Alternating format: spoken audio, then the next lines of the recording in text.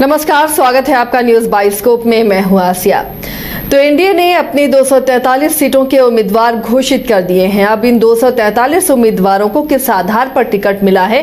क्या ये समीकरण को फेवर करते हुए उम्मीदवार नजर आ रहे हैं या अगले जो उनके प्रतिद्वंदी हैं उन्हें कड़ी टक्कर देने का मादा रखते हैं? किस वजह से इनका चयन हुआ है, इस पर हम चर्चा करेंगे। उधर महागठबंधन में अब तक तस्वीरें साफ नहीं है। कई ऐसी सीटें हैं जहां पर फ्रेंडली फाइट के आसार नजर आ रहे हैं। दो पार्टियों के जो महागठबंधन में पार्टियां हैं उनके कैंडिडेट ने अपना नॉमिनेशन किया है। तो क्या दोस्ताना संघर्ष होगा या फिर नाम वापसी भी होगी, इस पर चर्चा हम बाद में करेंगे। लेकिन फिलहाल एनडीए पर बात करते हैं। हमारे साथ स्टूडियो में वरिष्ठ सहयोगी राकेश रंजन मौजूद हैं। रंजन जी, 243 उम्मीदवारों की सूची एनडीए ने जारी कर दी है। अब ये 243 उम्मीदवार किस आधार पर चयनित हुए हैं? क्या समीकरण को फेवर करते दिख रहे हैं अपने अपने विधानसभा सीटों में, और या फिर जो उनके प्रतिद्वंदी होंगे उन्हें कड़ी टक्कर देने का मादा रखते हैं?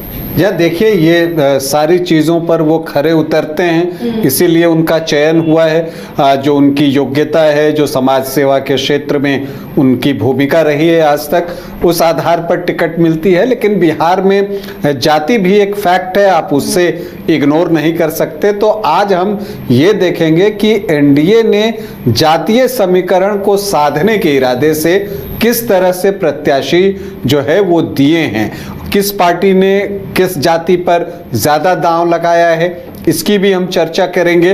देखिए, अगर आप बात कीजिए तो जो 243 विधानसभा की सीटें हैं वहाँ पर आपको जो एक चीज़ अच्छी दिखती है एनडीए के पॉइंट ऑफ व्यू से, वो ये है कि पार्टियों ने एक दूसरे को कॉम्प्लीमेंट किया है। मतलब कि जैसे एक पार्टी ने किसी एक कास्ट को प्रत्याशी बनाया, तो दूसरे ने जो है दूसरी जाति से प्रत्याशी बनाया, तो वो एक जो आप कहते हैं कि संतुलन की स्थिति वो देखने को मिलती है। जैसे अगर आप ये चीज़ देखिए कि बीजेपी ने जो ओबीसी में 30 प्रत्याशी उतारे हैं, उसमें से 15 वैश्य जाति से हैं, वैश्य वर्ग से हैं। तो चूंकि वैश्य जो है वो बीजेपी को वोट करते हैं और करते आए हैं, तो इसी वजह से उन्होंने जो ओबीसी को 30 प्रत्याशी दिए हैं, उसमें से 15 वैश्य से आ गए। अब उसको कॉम्प्लीमेंट करता हुआ जेडीयू दिखता है। जेडीयू क्या करता है कि उसने ओबीसी में लव कुश कॉम्बिनेशन को देखा और 25 प्रत्याशी उतार दिए, 13 कुशवाहा जाति से और 12 कुर्मी जाति से। तो वो वहां पर आपको जो है एक दिखेगा कि वो बैलेंस होता हुआ दिखा। आप जब एलजेपीआर की लिस्ट दिखिएगा, हम ओबीसी की अभी बात कर रहे हैं, तो वहां पर आपको दिखेगा कि एलजेपीआर ने जो है आपको 5 प्रत्याशी जो है अपने 29 में से यादव जाति से दिए हैं। तो ओबीसी में एलजेपीआर ने फोकस किया यादव जाति पे। और इसके अलावा आप देखिए कि जो आरएलएम है उसने जो है कुशवाहा पर जो है वो दांव लगाया, ज़्यादा 3 सीट उनको दी, अपने 6 में से 50% सीट। तो एक दूसरे को इस तरह से कॉम्प्लीमेंट करते हुए जो है वो एनडीए के घटक दल दिखे हैं। और जबकि सबकी जो सूची आई है वो अलग अलग आई है, बीजेपी की अलग आई, जेडीयू की अलग आई, एलजेपीआर की अलग आई, हम और आरएलएम की भी अलग आई। लेकिन जब आप इसे एक कंबाइंड रूप से देखिएगा तो आपको लगेगा कि बातचीत हो चुकी थी और शायद उनको पता था कि किस जाति से कितने प्रत्याशी उन्हें उतारने हैं। देखिए, अगर आप बात कीजिए जो एनडीए ने 243 सीटों पर जो प्रत्याशी उतारे हैं, उसमें आप देखिएगा कि बीजेपी ने जो है सबसे ज़्यादा 21 राजपूत कैंडिडेट जो है वो चुनावी मैदान में उतारे हैं। और जो बीजेपी का फोकस रहा है वो सामान्य जाति के वोटों पर रहा है उनकी नज़र में, इसीलिए प्रत्याशी सामान्य जाति से ज़्यादा उतारे। और साथ ही जो ओबीसी चंक है जिस पर कि बीजेपी को लगता है कि उनको ज्यादा वोट आते हैं, तो वहां पर जो है उसने अपने प्रत्याशी दिए हैं। सामान्य वर्ग से देखिए तो 21 राजपूत, 16 भूमियार, 11 ब्राह्मण, 1 कायस्थ, तो 49 जो हैं 101 प्रत्याशियों में 49 सामान्य जाति से हैं। मतलब कि लगभग 48.5% सीटें जो बीजेपी ने दी है वो सामान्य जाति को दी है। और फिर ओबीसी को जो है उन्होंने 30 सीटें दी हैं, मतलब कि 29.70, मतलब 30% के आसपास। तो आपको ये दिखता है कि 77-78% जो टिकट बटे हैं वो सामान्य जाति और ओबीसी में ही बीजेपी ने बांटे हैं। दूसरी तरफ अब आप जेडीयू को देखिए, जेडीयू क्या करता है कि जेडीयू ने ओबीसी पर फोकस किया और साथ में ईबीसी पर फोकस किया। तो एक वहां पर जो है वो ऐड ऑन करते हैं। आपको दिखेगा कि जेडीयू ने 37 ओबीसी प्रत्याशी दिए, बीजेपी ने 30 दिए थे, जेडीयू ने 37 जो है ओबीसी प्रत्याशी दिए हैं, जिसमें कि कुशवाहा 13, कुर्मी 12 और यादव 8 हैं, और वैश्य से 4 दिए, चूंकि 15 बीजेपी ने दे दिए थे। लेकिन जब आप ईबीसी में जाइएगा तो वहां 22 प्रत्याशी जो है वो जेडीयू ने बांटे हैं अति पिछड़ी जाति में, जिसमें धानुक जो हैं 8 धानुक कैंडिडेट बीजेपी ने उतारे हैं। आरजेडी ने जो है मंगनीलाल मंडल को जो है अपना प्रदेश अध्यक्ष बनाया था धानुक वोटों के लिहाज से ही, लेकिन यहां पर आपको दिखेगा कि जेडीयू ने 8 धानुक कैंडिडेट उतार दिए। इसके अलावा 3 मल्लाह कैंडिडेट हैं, गंगोता भी 2 हैं। तो उन वोटों पर भी जेडीयू की नजर आपको दिखेगी।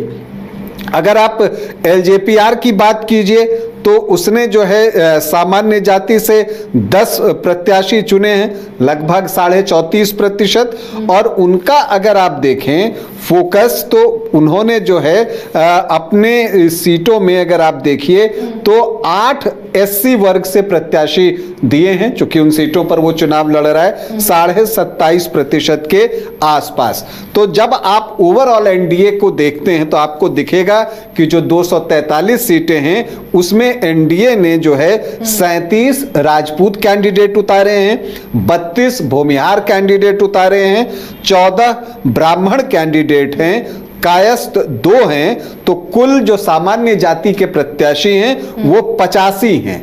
अगर ओबीसी में आप देखिए तो 24 कुशवाहा जाति से, कुशवाहा वोटर्स पर जो है आरजेडी की भी नजर है, तो वो भी कुशवाहा कैंडिडेट ज्यादा देने की चाहेंगे, तो यहाँ 24 जो है वो एनडीए ने दे दी है। 14 कुर्मी से हैं, तो जो लव कुश आप देखती हैं तो वो 24 और 14 38 प्रत्याशी हो जाते हैं। यादव भी 19 प्रत्याशी जो है वो एनडीए ने दिए हैं, और वैश्य से 20 प्रत्याशी उतारे गए हैं एनडीए की तरफ से। तो ओबीसी में आप देखते हैं कि 77 कैंडिडेट ओबीसी के हैं, मतलब कि 85 कैंडिडेट सामान्य जाति से, लगभग 35% और लगभग 31.68% ओबीसी। जहां तक ईबीसी की बात है 36 प्रत्याशी ईबीसी से हैं, लगभग 15.25% से कुछ ज्यादा। जो आरक्षित सीटें हैं 40, उन पर 40 पर प्रत्याशी जो है दिए गए हैं 16.5%, और जो मुस्लिम है 4 जेडीयू ने दिए हैं और 1 एलजेपीआर ने दिए हैं, तो 5 कैंडिडेट। तो यहां आपको जो प्रतिशत देखिएगा मुस्लिम प्रत्याशियों का 243 में, तो वो 2.05% ही आता है। तो एक कैलकुलेटिव वे में जो है वो प्रत्याशियों की जाति को देखते हुए चयनित किया गया है एनडीए की तरफ से। और उसमें जो है जो खास बात रही कि जो घटक दल हैं वो एक दूसरे को कॉम्प्लीमेंट करते हुए दिखे हैं, कि अगर एक ने कहीं कम दिया है तो दूसरे ने उसको मैनेज किया है। तो इस तरह से हर वर्ग को पकड़ने की एक कोशिश जो है वो एनडीए के लिस्ट में आपको दिखेगा। हर जाति को पकड़ने की उनकी कोशिश है। सिर्फ एक मुस्लिम वर्ग है अगर आप देखिए तो वहां उन्होंने जो है कम टिकट डाले हैं। तो वो भी एक स्ट्रेटजी है कि आप वोट नहीं मिलता है, अगर वोट पूरा शिफ्ट हो जा रहा है इंडिया ब्लॉक की तरफ, तो ऐसी सीटों पर मुस्लिम कैंडिडेट उतारने से कोई फायदा नहीं है। शायद ये आकलन किया गया होगा और इसलिए ये संख्या है।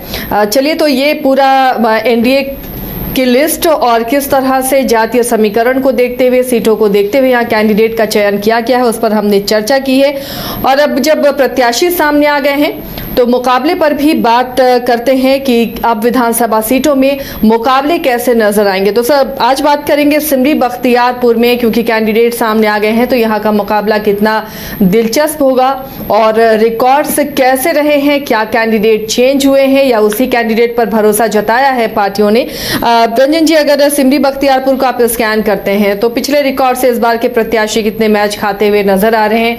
क्या यहाँ पर रिकॉर्ड दोहराए जाएंगे या कुछ अलग दिख रहा है? देखिए, सिमरी बख्तियारपुर विधानसभा सीट को आप देखिए तो यहाँ एक परिवार का दबदबा दिखता है। नवाब परिवार है ये परिवार मोहम्मद सलाउद्दीन का है। और आप देखिएगा कि जो यहाँ पर 19 चुनाव हुए हैं उसमें से 11 बार इसी परिवार के सदस्यों ने जो है वो चुनाव जीता है। यहाँ पर अगर आप देखिए इसमें तो 7 बार तो आपको सलाउद्दीन मोहम्मद सलाउद्दीन ही जीते हैं। उनके बेटे महबूब अली कैसर 3 बार चुनाव जीते हैं और पोते यूसुफ सलाउद्दीन जो हैं उनको 1 बार कामयाबी मिली है। तो 11 बार जो है 19 चुनावों में इसी परिवार के पास जो है ये सीट रही है। यहाँ पर मुस्लिम वोटर्स की संख्या अच्छी है। तो यहाँ पर अगर आप देखिए तो 19 बार के चुनाव में 12 मुस्लिम विधायक जो है, मतलब 12 बार मुस्लिम विधायक जो हैं वो चुने गए हैं सिमरी बख्तियारपुर में। ये सीट चर्चा में इसलिए भी है क्योंकि पिछली बार यहां से वीआईपी के सुप्रीमो मुकेश सहनी चुनाव लड़े थे और वो तब एनडीए के पाले में थे और वहां से उन्होंने वीआईपी के टिकट पर यहां चुनाव लड़ा था और पिछला मुकाबला बहुत करीबी हुआ था। वो सिर्फ 1759 वोटों से हार गए थे। अगर एलजेपी ने यहां कैंडिडेट नहीं दिया होता तो मुकेश सहनी जीत सकते थे, क्योंकि एलजेपी के संजय कुमार सिंह को 6962 वोट आ गए थे। तो इस बार एक रेक्टिफिकेशन हुआ है। अब जो एलजेपी के पिछली बार प्रत्याशी थे वो इस बार एलजेपी आर के प्रत्याशी हैं और वही अब एनडीए के भी प्रत्याशी हैं। मतलब सिमरी बख्तियारपुर की सीट शेयरिंग में एनडीए की तरफ से चिराग पासवान की पार्टी एलजेपी आर को गई है। इस बार एक नए दल का भी जो है प्रवेश हुआ है और वो जन सुराज पार्टी है। यहाँ से सुरेंद्र यादव जो हैं वो जन सुराज के प्रत्याशी बनाए गए हैं। वो सहरसा जिला परिषद अध्यक्ष प्रतिनिधि सह पूर्व अध्यक्ष हैं। तो वो आए हैं। अब उनके आने से वो जीते न जीते परिणाम पर जो है वो एक इम्पैक्ट डालेंगे। अब यही देखना दिलचस्प है, जैसे पिछली बार जो है एलजेपी ने वीआईपी का खेल खराब कर दिया, अब जो सुरेंद्र यादव हैं वो किसका खेल खराब कर सकते हैं, ये महत्वपूर्ण है। क्योंकि सिमरी बख्तियारपुर में जब आप जातीय समीकरण देखिएगा तो मुस्लिम यादव बाहुल्य है। एमओआई जो समीकरण है वो बहुत ही स्ट्रांग है यहाँ पर। लेकिन दिलचस्प ये भी है कि इतने के बाद भी आरजेडी को सिमरी बख्तियारपुर में सिर्फ 2 बार जीत मिली है। लेकिन ये 2 जीत लगातार आई है, 2019 के बाई इलेक्शन में और फिर 2020 में। यहां पर जेडीयू जो है वो ज्यादा अवसरों पर चुनाव जीतने में सफल रहा है आरजेडी की तुलना में, 4 बार उसे कामयाबी मिली है। हालांकि सिमरी बख्तियारपुर की सीट, चूंकि आप देखते हैं कि ये सीट जो है मोहम्मद सलाउद्दीन की सीट रही थी, तो उस वक्त वो कांग्रेस से चुनाव लड़ते थे, इसलिए सर्वाधिक जीत इस सीट पर कांग्रेस को ही मिली है। 11 बार कांग्रेस पार्टी यहां से चुनाव जीती है और इसके अलावा जनता दल को 1 बार और संयुक्त सोशलिस्ट पार्टी को भी 1 बार कामयाबी मिली है। अगर आप ये देखिए कि सर्वाधिक जीत जो है किस व्यक्ति ने हासिल की है, तो वहां पर भी मोहम्मद सलाउद्दीन का ही नाम दिखेगा, 7 बार वो जीते हैं। लेकिन जो दूसरा नाम है वो है दिनेश चंद्र यादव का। मधेपुरा से जो सांसद हैं वो यहां से चुनाव लड़े और 4 बार यहां से चुनाव जीते और इसकी बड़ी वजह यह है कि यहां यादव वोटरों में वो सेंधमारी करने में सफल रहे हैं। अब चूंकि यहां पर दिनेश चंद्र यादव तो चुनाव लड़ नहीं रहे हैं, एलजेपीआर के प्रत्याशी हैं संजय कुमार सिंह, तो क्या होगा अगर आप 2020 में देखिए तो जो यूसुफ सलाउद्दीन हैं जो कि आपको यहाँ पर मोहम्मद सलाउद्दीन के जो हैं वो पोते हैं और महबूब अली कैसर के बेटे हैं। उन्होंने पिछली बार जब यहाँ चुनाव लड़ा था तो उनको 38.5% वोट आए थे और मुकेश सहनी को जो है लगभग 37.6% वोट आए थे। तो 1% से भी कम वोटों का मार्जिन था और वो 1759 वोटों से चुनाव जीते थे। लेकिन जैसे संजय कुमार सिंह ने डेंट मारा था मुकेश सहनी को, तो जफर आलम जो कि जैप लोकतांत्रिक के प्रत्याशी थे पप्पू यादव की पार्टी से, उन्होंने यूसुफ सलाउद्दीन का नुकसान किया था। अब इस बार क्या होगा, चूंकि प्रत्याशी बदल गए हैं और एनडीए अभी इकट्ठा होकर चुनाव लड़ने की तैयारी में है, तो अगर एनडीए अपने वोटों को एक्यूमुलेट कर लेता है तब फिर मुकाबला और करीबी होगा और रोचक होगा। लेकिन क्या बाजी पलट जाएगी, ये फिलवक्त कहना मुश्किल है, क्योंकि जब चुनाव एक बार जोर पकड़ेगा तब चीजें जो है और स्पष्ट होंगी और प्लस तभी पता चलेगा कि जनसुराज के जो प्रत्याशी हैं सुरेंद्र यादव वो कितना किसका नुकसान कर रहे हैं। अगर आप यहाँ के जातीय समीकरण को देखिए तो जो एससी वोटर्स हैं वो 18.5% के आसपास हैं, 18.42, मुस्लिम 20.4%, मतलब 20.5%, और यादव 18.5 से 19.5%। तो 39 से 40% जो है वोट वो MY का ही यहां पर दिखता है। और पिछली बार जो यूसुफ सलाउद्दीन को वोट आए वो 38.5%, मतलब इसी के आसपास आए थे। इसके अलावा आप देखिए जो यहां पर सामान्य जाति की बात कीजिए तो राजपूत यहां पर ठीक ठाक संख्या में हैं, 4.5 से 5.5% के आसपास, और ब्राह्मण 3.5 से 4%। तो ये 8.5 से 10.5% के बीच सामान्य जाति के वोटर्स सिमरी बख्तियारपुर में हैं। यहां पर अगर आप देखें तो कुशवाहा 3 से 3.5% और कुर्मी 5.5 से 6.5%। तो 9 से 10% जो है ये लवकुश के वोट दिखते हैं। वैसे यहां ठीक ठाक संख्या में हैं 9 से 10%। तो जो आप बीजेपी के परंपरागत वोटरों को देखिए तो वो 28 से 30% के आसपास ही दिखता है और MY 39 से 40% के आसपास दिखता है। तो एक एज यहां पर आरजेडी को दिखता है। लेकिन फिर जब आप आगे देखते हैं तो यहां जो अदर्स हैं वो 14 से 16% हैं और SC 18.42% हैं। तो ये 34 से 35% वोट हो जाता है। और मुझे लगता है इसीलिए LJPR को ये सीट दी गई है लड़ने के लिए, ताकि अनुसूचित जाति के वोटरों में वो बड़ा हिस्सा जो है वो निकाल सके। तो इस 34-35% वोट में LJPR को कितना वोट आता है वो देखना होगा, क्योंकि जब अभी लोकसभा का चुनाव हो रहा था तो इस विधानसभा से LJPR के राजेश वर्मा को लगभग 17,000 वोटों की लीड मिली थी और यही उम्मीद LJPR की है कि ऐसा करके वो यहां पर जो है बाजी पलट सकता है। लेकिन क्या वो इतना आसान है? लोकसभा का चुनाव अलग होता है, आमने सामने की लड़ाई होती है, यहां पर कई कोण खुलते हैं। तो जो सिमरी बख्तियारपुर है वहां पर जो चुनाव परिणाम आएगा उसमें जनसुराज की भूमिका अच्छी होगी, क्योंकि अगर जनसुराज के प्रत्याशी सुरेंद्र यादव वोटरों में सेंधमारी कर देते हैं तो फिर यूसुफ सलाउद्दीन के लिए मुश्किलें बढ़ेंगी। तो यह बड़ा चैलेंज यूसुफ सलाउद्दीन के लिए कि वो MY को इंटैक्ट रखें। अगर वो ऐसा रख पाए तो उनका पलड़ा भारी होगा, और अगर नहीं रख पाए तो फिर LJPR के लिए संभावनाओं के द्वार खुल जाएंगे। तो सिमरी बख्तियारपुर में एक कांटे का मुकाबला। चलिए, तो समीकरण समझ लिया आपने सिमरी बख्तियारपुर में किस तरह का मुकाबला है। अगली विधानसभा सीट की ही भी हम चर्चा कर लेते हैं और ये विधानसभा भी काफ़ी हॉट बनी हुई है। ये है छपरा विधानसभा। तो अब छपरा विधानसभा में जानेंगे कि यहाँ पर किस तरह का समीकरण बनता हुआ नजर आ रहा है। भोजपुर किसे चुनता है, यहाँ पर जनता का मिजाज क्या रहा है और समीकरण किसे फेवर करते हुए नजर आ रहे हैं। रंजित जी, अगर छपरा को देखें, यहाँ से भी कैंडिडेट घोषित हो गए हैं, सामने आ गए उनके नाम।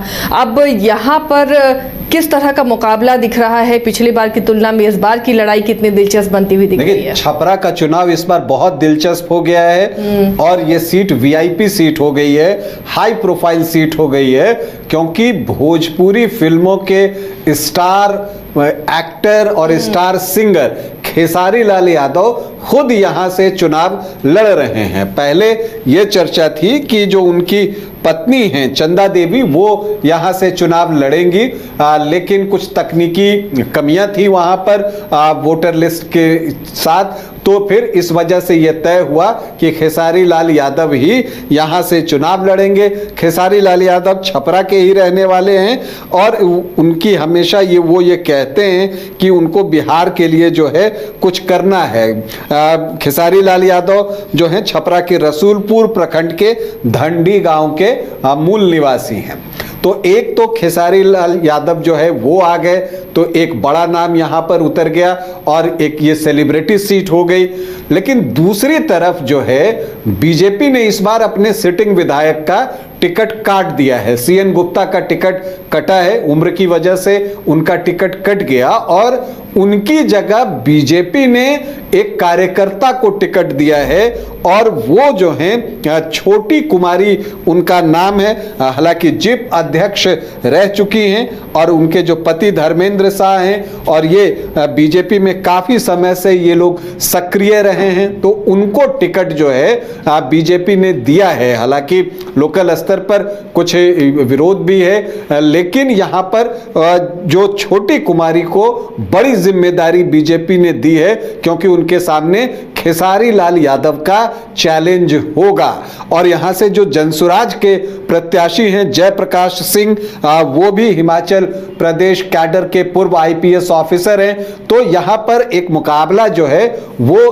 त्रिकोणीय भी हो सकता है, क्योंकि यहां पर राजपूत वोटर्स की संख्या भी अच्छी है। लेकिन यहां पर अगर जयप्रकाश सिंह बेहतर करते हैं तो यहां पर छोटी कुमारी को नुकसान उठाना पड़ सकता है। अगर आप देखिएगा तो 1967 से राजपूत या यादव ही यहां से चुनाव जीतते रहे थे, लेकिन जो 2008-9 में परिसीमन हुआ है उसके बाद जो है वैश्य वोटर्स की संख्या यहां पर ठीक ठाक जो है वो बढ़ गई है और इस वजह से आप देखते हैं कि यहां पर वैश्य कैंडिडेट चुनाव जीत रहे हैं। और सीएन गुप्ता जो है 2020 में भी जीते, फिर 2015 में भी वो चुनाव यहां से जीतने में सफल रहे थे।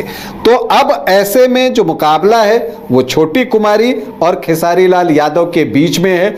एक तरफ स्टार हैं, दूसरे तरफ बिल्कुल साधारण कार्यकर्ता हैं। अब यहां पर अगर आप देखिए कि क्या कुछ हो सकता है, तो यहां पर आप देखते हैं कि जो 18 विधायक अब तक यहां चुने गए हैं उसमें कोई भी एक दल का डोमिनेंस आपको बहुत नहीं दिखेगा। रिसेंट पास्ट में बीजेपी का प्रदर्शन जो है वो बेहतर हुआ है, लेकिन जब आप ओवरऑल देखते हैं तो किसी एक दल का डोमिनेंस नहीं है। कांग्रेस को 4 बार कामयाबी मिली है तो बीजेपी 3 बार चुनाव जीती है। आरजेडी, जनता दल यूनाइटेड और जनता पार्टी को 2-2 बार कामयाबी मिली है। निर्दलीय भी 2 बार जीते हैं और जनता दल, प्रजा सोशलिस्ट पार्टी और भारतीय जनसंघ को 1-1 बार जो है यहां पर कामयाबी मिली है। ये चीजें जो है यहां पर दिखती हैं। इसके अलावा अगर आप देखें तो और क्या कुछ दिखता है, तो अगर आप छपरा विधानसभा सीट में देखें और यहाँ के जातीय समीकरण को समझें, उससे पहले हम देख लेते हैं कि पिछली बार मार्जिन कितना था। सीएन गुप्ता जो हैं वो सिर्फ 6,771 वोटों से चुनाव जीते थे। वैश्य वर्ग से आते हैं, तैलिक समाज से, और उनके सामने प्रभुनाथ सिंह के बेटे रणधीर कुमार सिंह थे, जो कि लगभग 41% वोट लेके आए थे, तो हार जीत का मार्जिन 3% था। लेकिन पिछली बार जो राजपूत वोट रणधीर कुमार सिंह की तरफ गए थे, वो वोट जो है अब किधर जाएंगे बल्क में, ये देखना है। क्या वो वोट वापस से बीजेपी के पास आ जाएंगे? अगर ऐसा होता है तो फिर बीजेपी की स्थिति मजबूत रहेगी जातीय समीकरण के आधार पर। अगर जयप्रकाश सिंह उसमें ठीक ठाक सेंधमारी करके ले जाते हैं, तब फिर जो है खेसारी लाल यादव का जो एक सेलेब स्टेटस है उसका लाभ होगा। क्योंकि देखिए, जो सेलिब्रिटी होता है वो सिर्फ जातीय समीकरण का मोहताज नहीं होता, उसके फैंस जो होते हैं वो हर जाति में होते हैं, तो वो इसलिए भी उनको वोट करते हैं। फिर उनको लगता है कि ये सेलिब्रिटी है तो विधानसभा के लिए भी बहुत कुछ कर सकते हैं। दूसरी तरफ आप मानकर चलिए, जो बीजेपी का जो प्रचार आगे बढ़ेगा तो यही चर्चा होगी कि ये तो सेलिब्रिटी हैं, जीतकर मुंबई चले जाएंगे। तो इस तरह के आरोप प्रत्यारोप जो है वो दोनों तरफ से होते हुए दिखने वाले हैं, ये बात भी तय है। अगर आप यहां पर देखिए कि क्या कुछ जो है समीकरण यहां पर हमको दिखता है, तो आपको एक चीज जो दिखेगी, यहां पर जो एससी वोटर्स हैं वो 11.14% हैं और जो मुस्लिम वोटर्स हैं वो 12.2% हैं। यादव जो हैं वो आपको जो है वो 14% के आसपास आपको यहां पर जो है वो दिख रहे हैं। तो ऐसे में अगर आप MY की बात कीजिए तो आपको 14 और 12 मतलब 26-27% के आसपास MY का समीकरण जो है वो दिखता है। राजपूत यहां पर ठीक ठाक संख्या में हैं, वो लगभग जो है 16 से 18% के आसपास हैं। ब्राह्मण भी ठीक ठाक संख्या में हैं, 7% के आसपास। और जो लवकुश के वोट हैं उनकी संख्या भी अच्छी है। अगर आप देखिए तो वो भी 7 से 8% के आसपास, बल्कि 11 से 12% के आसपास आपको दिखेगा। तो क्या दिखता है? राजपूत 15 से 16, वैश्य 15 से 16 और जो यादव हैं वो 15 से 17%, मुस्लिम 11.4%, लवकुश 11 से 11.5% और अदर OBC EBC जो हैं वो 10 से 11%। तो जो बीजेपी का बेस वोट है वो लगभग 44-45% के आसपास है। तो आरजेडी का जो बेस वोट है वो 38 से 40% के आसपास है। तो ऐसे में अगर आप जातीय समीकरण के अनुसार देखिए तो मुकाबला बहुत कांटे का दिखता है। लेकिन जनसुराज के प्रत्याशी यहां जो आप देखते हैं राजपूत वोटर्स हैं उसमें कितनी सेंधमारी करते हैं, और प्लस प्रशांत किशोर के नाम पर जो है और कितने वोट उनकी तरफ आते हैं, इस पर भी परिणाम बहुत कुछ निर्भर करेगा। लेकिन एक बात तय है कि छपरा में जनसुराज जितना बेटर करेगा बीजेपी को उतना नुकसान होगा, और फिर जो खेसारी लाल यादव की स्थिति उतनी मजबूत होगी। तो कुल मिलाकर आप देखें तो छपरा में जो है बहुत रोचक मुकाबला होगा, और अब तो बहुत इंटरेस्टिंग भी होगा क्योंकि खेसारी लाल यादव यहां से खुद चुनावी मैदान में हैं, सभाएं भी लगेंगी, और उसके बाद जो है देखना होगा कि एक तरफ सेलिब्रिटी दूसरी तरफ एक कार्यकर्ता, फैसला क्या होता है ये भी देखना होगा कि कितने बागी रह जाते हैं मैदान में। अगर कोई बागी रह जाता है तो वो कितना नुकसान किसको कर रहा है, उस पर भी बहुत कुछ जो है वो निर्भर करेगा छपरा विधानसभा में। तो छपरा में एक बार फिर से रोचक और रोमांचक मुकाबला। तो ये छपरा का मुकाबला था और वाकई दिलचस्प मुकाबला है, क्योंकि भोजपुर के स्टार इस बार चुनावी मैदान में हैं और देखना है मुकाबला कितना दिलचस्प होगा, कौन बाजी मारता है। तो फिलहाल आज के लिए इतना ही, लेकिन बिहार विधानसभा चुनाव से जुड़ी हुई हर खबरों के लिए आप देखते रहिए न्यूज़ बाइस्कोप। हमें दीजिए इजाजत, नमस्कार।